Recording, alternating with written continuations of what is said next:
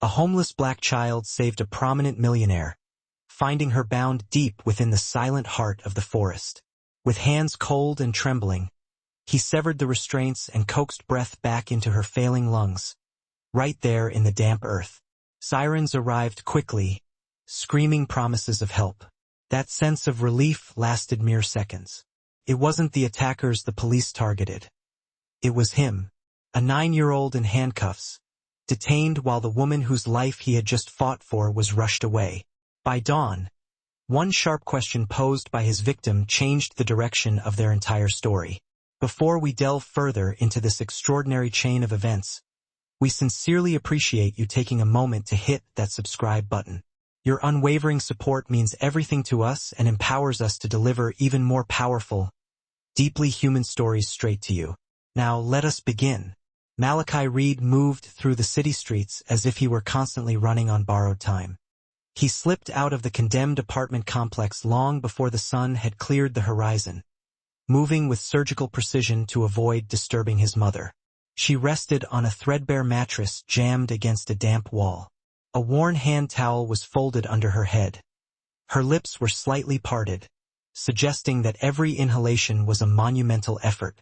The emergency inhaler lying on the upturned crate beside her was bone dry. The small vial of medication held exactly 3 tablets. Malachi fixed his gaze on it for a second too long, swallowed the sharp, metallic taste of panic, and silently eased the door shut behind him. The frigid pre-dawn air immediately bit at his cheeks. He rubbed his small hands together, clenching and unclenching his fingers until the violent shivering subsided. People in this comfortable town often spoke about kids like him having choices. Malachi found that notion bitterly funny. The only choice he ever saw was selecting which degree of hunger he was strong enough to endure that day. He carried 2 items: a length of frayed rope and a compact folding knife. Not a weapon, he fiercely reminded himself, but a necessary tool. This mantra was repeated every time he stepped toward the deep woods, because the local bakeries paid cash for firewood, and cash meant medicine. Not hope, not dreams, medicine. He headed for the loading dock behind Harrow's Bakery, where the ladies on the early shift occasionally slid him a warm, discarded roll, provided he could maintain an air of complete non-desperation. Malachi had mastered the art of keeping his face unervingly calm, even as his stomach cramped into a painful knot. If you looked needy, people grew suspicious. If you looked calm and composed, they sometimes called you polite. He labored for hours, snapping brittle branches, dragging heavy logs, and expertly tying them into dense bundles. His shoulders were already burning. Tree sap clung stubbornly to his palms. He kept picturing his mother attempting to sit up, coughing harsh, wet sounds into that towel, insisting with forced brightness that she was perfectly fine. That single, relentless image drove him deeper and deeper into the forest than he usually dared to venture. Then the woods underwent a profound change. The noise simply stopped. It became silent in a way that felt unnatural and deliberate, as though some unseen hand had dramatically muted the world's volume. Even the ever-present birds fell silent. Malachi instinctively slowed his pace. His worn boot scuffed a hidden rock, and he froze, listening intently. The sound returned, faint but clear. It wasn't an animal. It was the soft, rhythmic scrape of heavy fabric chafing against rough bark. He tracked the noise, meticulously placing his feet around patches of dead leaves, so they wouldn't betray his presence with a crunch. His heart pounded with such force that his throat felt constricted. Every rational part of his mind screamed at him to turn back now. He didn't obey. Through a sparse screen of trees he saw her. A woman impeccably dressed but now utterly ruined, was tied upright to the trunk of a massive oak. Thick rope had been brutally cinched around her wrists and torso. Her expensive blonde hair was matted to her face. One eye was swollen almost completely shut. Her knees were failing, and she was sagging against the bindings, the rope being the only thing preventing her full collapse. Malachi's first thought was ugly, sharp, and automatic. Asterisk, don't touch her. Asterisk, he knew the narrative. Everyone in town knew the narrative. Put a black kid near a hurt white person, And suddenly, the kid becomes the headline, the cause, not the cure. He took one precautionary step backward. Her chest barely moved. Malachi swallowed hard, the metallic taste returning. He scanned the immediate surroundings. No parked cars, no voices, just the ancient, oppressive trees. And that dangerously shallow, rattling breath. Somewhere back in town, his mother would soon cough again, waiting for medication that wasn't there. He stepped forward anyway. Malachi reached for the rope, his hands shaking violently now from fear and cold. His folding knife slipped once against the taut knot, grating harshly against the oak bark. The sudden noise made his chest seize up. He cut again, slower and more deliberately this time, sawing through the heavy fiber until the tension snapped. The rope fell away in segments and the woman immediately slumped forward. He quickly caught her under the arms, surprised by how frighteningly fragile she felt, and gently lowered her onto the bed of fallen leaves. Her breathing was a dry, terrible rattle. Each inhale sounded like it might be the final one. He remembered a detail shouted years ago by an old man outside a free clinic. Tip her head. Clear the mouth. Don't let the tongue block the air. Malachi knelt, tilting her head back, and quickly used the cuff of his threadbare jacket to wipe away blood and spit from her lips. His hands moved with desperate haste, clumsy fingers numb from the cold and the sheer terror of the situation. She coughed, weakly, wetly, but she was alive. Relief struck him with such intensity that his eyes instantly burned. But panic followed immediately, cold and absolute. He couldn't stay. Staying meant intrusive questions. Staying meant sirens locking onto him as the prime suspect. He looked at her torn, expensive coat, the severe bruises blooming on her wrists, the dark, angry rope marks. No scenario in his experience ended well for him if the authorities found him hovering over a scene like this. Malachi scrambled up and ran. He burst out of the tree line and onto the paved road, waving his arms wildly. His young voice cracked as he yelled incoherent pleas. A battered pickup truck slowed, its tires crunching heavily on the gravel shoulder. The driver leaned out, naked suspicion etched across his face, until Malachi screamed again about a woman dying just inside the woods. The next few minutes were a disorienting blur. Sirens screamed, multiplying as they rushed closer. Beams of red and blue light sliced frantically through the trees. Paramedics charged past him with a stretcher. Police officers followed, moving slower, their eyes already focused exclusively on Malachi. An officer grabbed his wrist. Hard. Too hard. Where did you find her? Why were you in the forest? What exactly is the knife for? Malachi tried desperately to answer, but his words tumbled out, stacking awkwardly upon each other. He pointed toward the deep shadows. He insisted she was tied up. He insisted he had cut her free. He insisted he ran for help. The officer's grip only tightened painfully. Another cop lifted the discarded lengths of rope from the ground, holding them carefully, as if the evidence already had a name attached, Malachi's name. Someone muttered under their breath that the situation did not look good.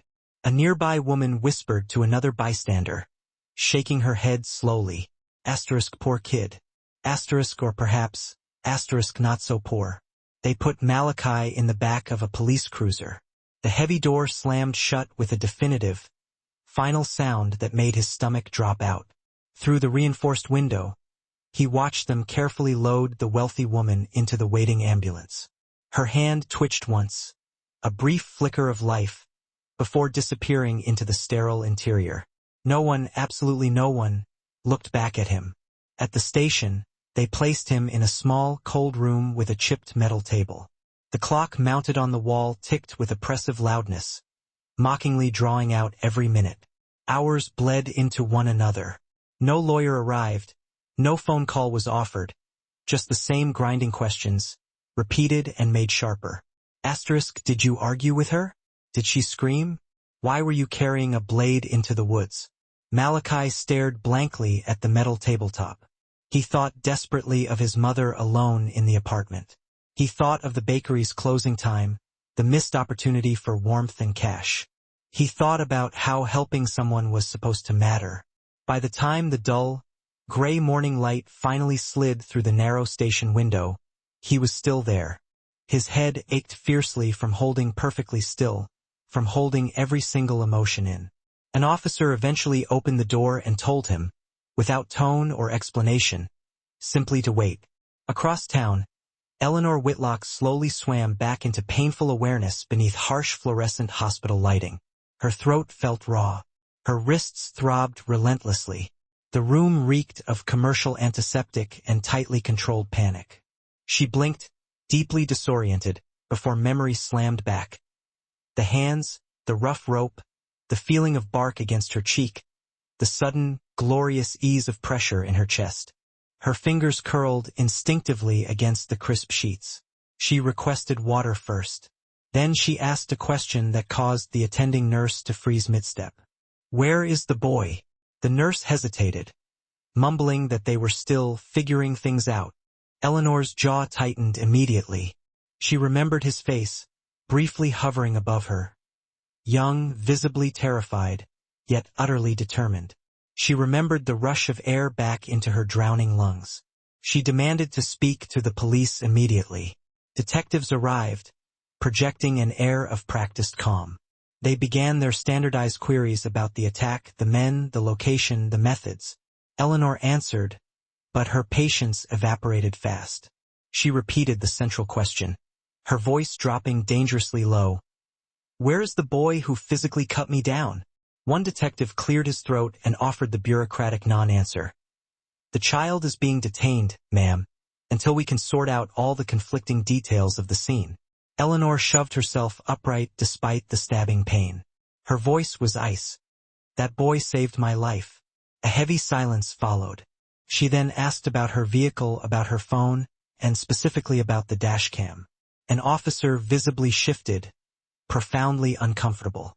The cam had been retrieved, damaged, but supposedly intact. Eleanor told them unequivocally to play the footage now. The video was chaotic and shaky. Her luxury car was seen stopped on a quiet, remote stretch of road. Two men approached. One of them leaned aggressively close to the windshield. As he moved, his neck turned just enough. A distinctive, complex tattoo filled the screen momentarily. The atmosphere in the room changed instantly. One detective leaned forward, breath held. Another muttered a specific name under his breath. They rewound the footage and froze the frame. The mark was unmistakable. The signature of a notorious crew linked to multiple violent robberies, assaults, and a long trail of near misses. They immediately started pulling criminal records and cross-checking known associates. Eleanor watched their professional urgency spike in real time. They tracked her stolen phone. Pings led them swiftly to a dilapidated warehouse on the industrial edge of town. A specialized team moved out fast. No sirens, zero mistakes. Back at the precinct, Malachi listened to the frantic rush of footsteps passing the interview room. Voices outside sharpened into commands. Doors were ripped open and slammed shut. No one looked in on him. Hours later, an officer finally returned. The man refused to meet Malachi's eyes as he unlocked the handcuffs. He mumbled that there had been new information. He said Malachi was free to go. Malachi stood up slowly, his legs stiff and aching. He waited for the inevitable catch. It never came. At the hospital, Eleanor insisted that Malachi be brought to her immediately. When he finally entered the sterile room, small, quiet, and utterly exhausted, she reached out and took his hand without hesitation or formality. "You saved me," she stated simply. For the first time since he had seen the rope fall away in the forest, Malachi believed that the impossible thing he had done might actually be the truth. The hallway outside Eleanor's hospital room was filled with hushed voices and sharp, uneasy glances. Word travels fast when serious money and serious embarrassment share the same physical space. The officers who had brusquely dismissed Malachi just hours earlier now stood rigidly straighter, choosing their words with meticulous care. No one offered a single apology. They simply adjusted their postures and tried to pretend that the ethical ground had not dramatically shifted beneath their feet. Eleanor missed nothing. She asked for names not loudly, but with a deliberate, cold calm. the kind of calm that instantly terrifies powerful people. She asked, "Who made the executive decision to hold a child overnight without contacting a guardian? Who logged him as a definitive suspect before even confirming the basic facts? Who chose to ignore a clear act of rescue and instead saw only a threat?" The answers came back clipped, defensive, and heavily wrapped in bureaucratic procedure. Eleanor listened patiently, then immediately asked to speak to the chief of police. By mid-afternoon, the narrative began to leak out. A prominent woman attacked, a child hero, a monumental institutional mistake. Reporters quickly gathered near the hospital entrance. Nurses whispered nervously at their stations. Someone posted a blurry, unflattering photo of Malachi online, speculating wildly before confirming anything. The comment section split instantly. Some praised the alleged heroism, others aggressively questioned his presence in that part of the woods. Old habits of suspicion died slow and hard. Eleanor did not grant interviews. Instead, she issued a comprehensive statement. It was short, clear, and devastatingly precise. She named Malachi Reed as the sole reason she was alive. She stated that his subsequent treatment by the authorities had been unacceptable. She concluded by stating that accountability was not a negotiable option. An internal affairs review was formally announced before sunset. Back at the precinct, dusty files were abruptly reopened. Body camera footage was urgently requested. Timelines were painstakingly rebuilt with a sudden, unprecedented level of care. The officers directly involved were reassigned to administrative duty pending the outcome of the review. No press conference was held. Just a series of quiet, deliberate corrections that spoke far louder than any official excuses could have. Eleanor visited Malachi's mother the very next day. The small apartment smelled strongly of damp walls, old neglect, and stale, ineffective medicine. Malachi hovered near the door, tense and completely expecting judgment. Eleanor took in the peeling paint, the worn mattress, the empty inhaler container. Her expression remained neutral, but something deep in her eyes visibly hardened. She immediately contacted a network of top specialists. She paid all the outstanding medical costs that insurance had routinely denied. She organized comprehensive follow-up care without ever once asking permission. She then offered Malachi's mother a stable, legitimate job that included professional training, full benefits, and hours that respected her illness instead of punishing her for it. No grand speeches, no hovering cameras. At the school district offices, calls were made. Malachi's academic records were reviewed. The alarming gaps caused by his repeated absences and chronic hunger were addressed with immediate, specialized tutors instead of threats of truancy. A substantial scholarship fund was established quietly. Its paperwork was thick and complex, far thicker, perhaps, than the thin rope Malachi had cut in the forest. In town, people talked relentlessly. Some murmured that the kid simply got lucky. Others insisted that he had always seemed like a decent, quiet boy. A thoughtful few remained silent, remembering exactly how quick they had been to default to suspicion. The local bakeries stopped charging Malachi for rolls. One owner slipped him a full bag of fresh bread and simply told him to keep his head high. The forest eventually returned to being just a stand of silent trees. But Malachi noticed something profound had changed. When people looked at him now, they saw a story they could no longer twist. Not easily. Not anymore. Months passed without fanfare or celebration. Malachi no longer needed to wake hours before dawn to scavenge firewood. Mornings came quieter now, slower, filled with the possibility of sleep. His mother breathed easier. Her persistent cough softened, her strength returning in small, stubborn increments. She wore clean uniforms to work and came home tired in a way that no longer terrified him. School ceased to feel like a dangerous place he merely had to survive.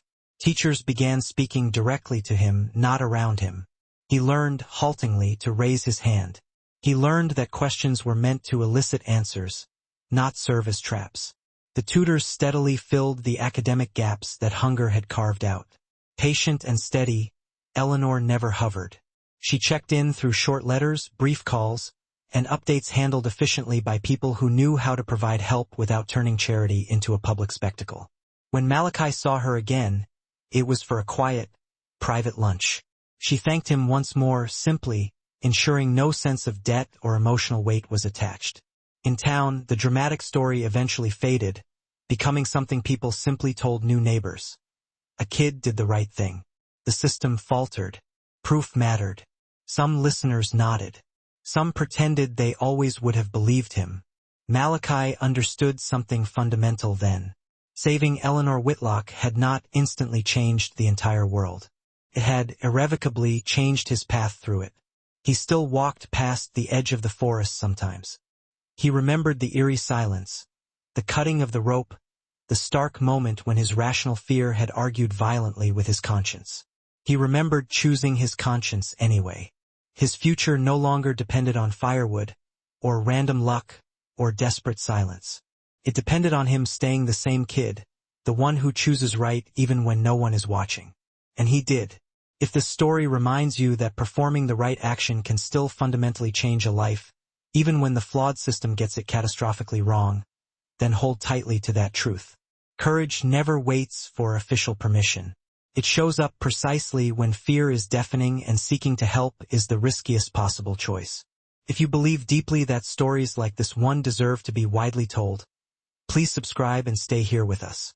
More profound truths like this are coming soon.